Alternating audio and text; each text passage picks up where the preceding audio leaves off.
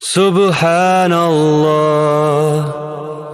Alhamdulillah, La ilaha illallah, Allahu Akbar, Astaghfirullah.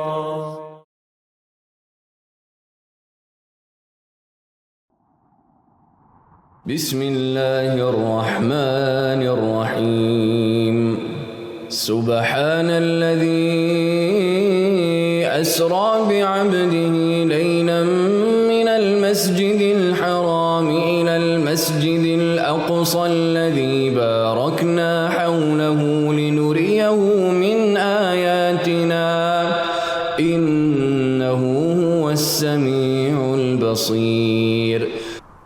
Glory be to the one who took his servant, Prophet Muhammad, by night from Masjid al-Haram to Masjid al-Aqsa, whose surroundings we have blessed, so that we may show him some of our signs.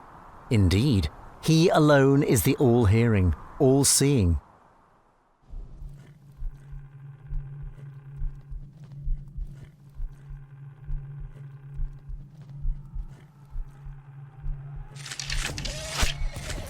When's this siege gonna end? It's been 4 months. What do I know? Rain, winter, snow, these stubborn people just won't budge. Allahu Akbar!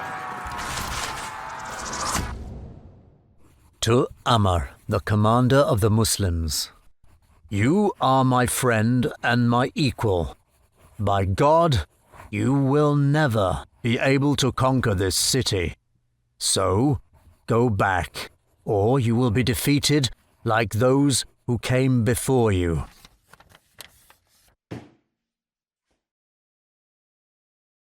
General, a messenger from the Muslim commander Umar bin As has come with a reply to your letter.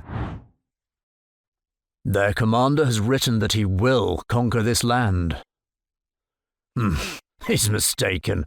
The one who's going to conquer Jerusalem is Umar, not Amr. It's written in Christian books.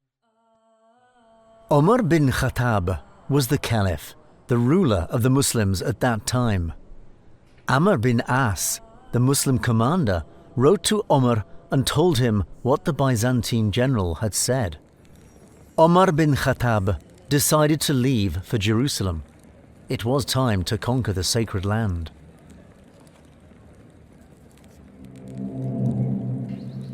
The Muslim commanders who were fighting in Syria welcomed Omar. Amir of the Muslims, you will now be meeting the Byzantine leaders, said Abu Ubaidah. Please wear these nice robes. I wish someone other than you had said this, Abu Ubaidah.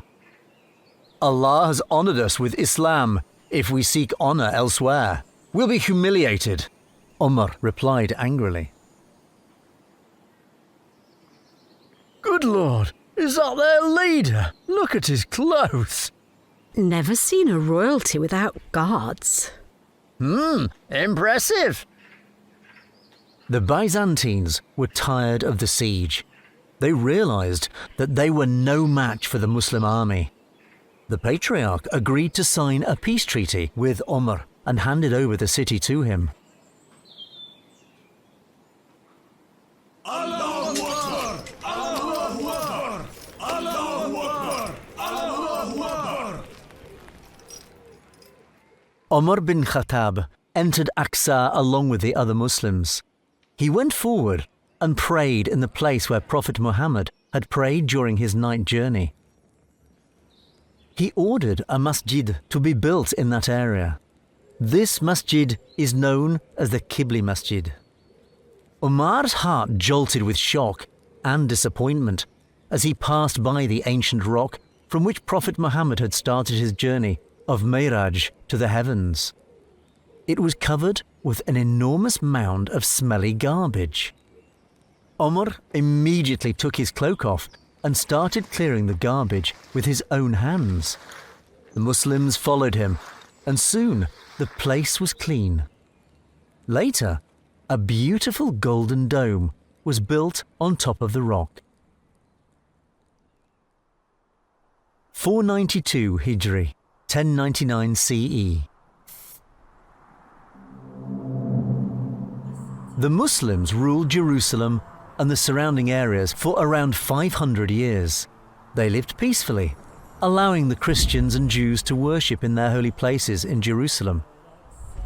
Until one day, the Crusaders came marching to Jerusalem.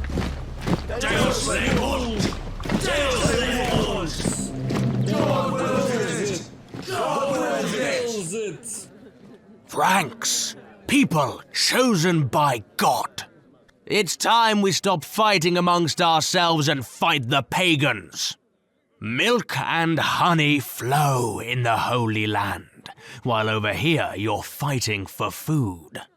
I, the Pope, urge you all to take the cross and kick the pagans out from Jerusalem. Whoever takes up arms, their sins shall be forgiven. Whoever goes out for this noble cause will enter paradise. Deus lebt! Deus lebt! God wills it! God wills it! The Pope had urged the people to capture Jerusalem, and thousands of people had answered his call. Princes and paupers, old and young, knights and common men, all joined the army. Some of them wanted forgiveness and paradise, but most of them wanted nothing but wealth. These people were known as the Crusaders. They had conquered several cities on their way and had now reached Jerusalem. We're here, the land of the Christ. Can't wait to plunder this city. Meanwhile, the Muslim leaders of the time were divided and not prepared for this attack. The Crusaders had the perfect chance to take over Jerusalem. They attacked the city with full force. The Muslims fought back, but the Crusader army overcame them. The Crusaders broke down sections of the city wall and entered Jerusalem. It's the Holy Land. It's sacred. Don't kill us here. But I'm your fellow Christian. Have mercy, please, please. Oh, no, my baby.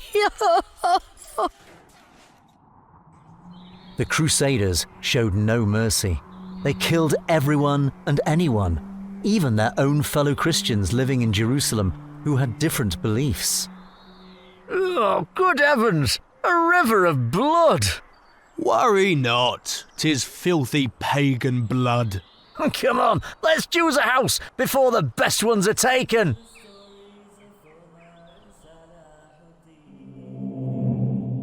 (562 Hijri, 1166 CE). Sultan Nuruddin, do you think we'll be able to get our lands back from the Crusaders? Inshallah. Edessa was just the beginning.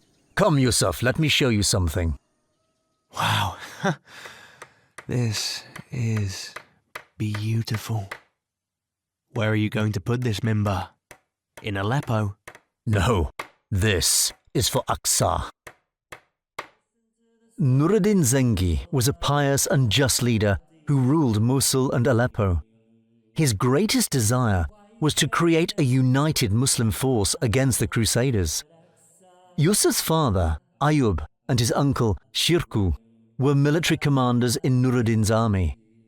Yusuf had an extraordinary mind and had memorized the Quran at a young age. He entered the service of Nuruddin Zengi, who appointed him as the head of the police force in Damascus. But soon, Yusuf's life took a turn.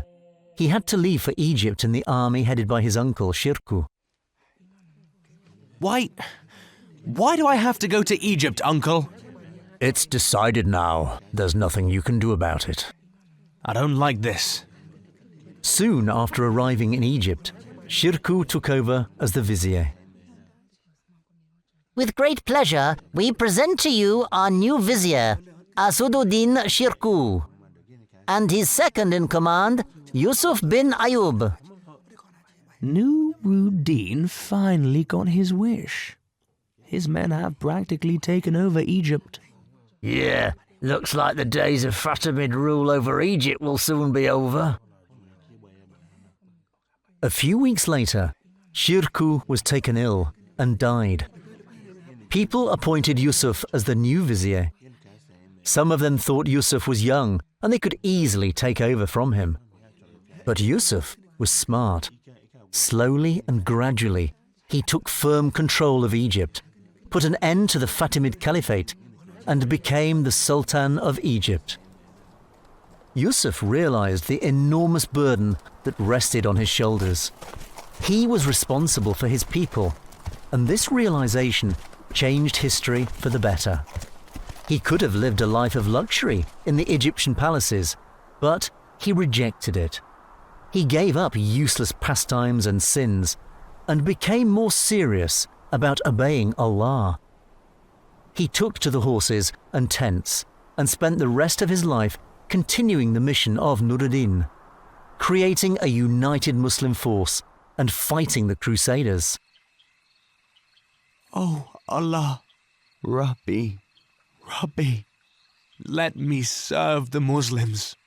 Help me conquer Jerusalem. Allah's words are true. We may hate something, but it is good for us. And we may love something, but it is bad for us. Allah knows, and we do not know.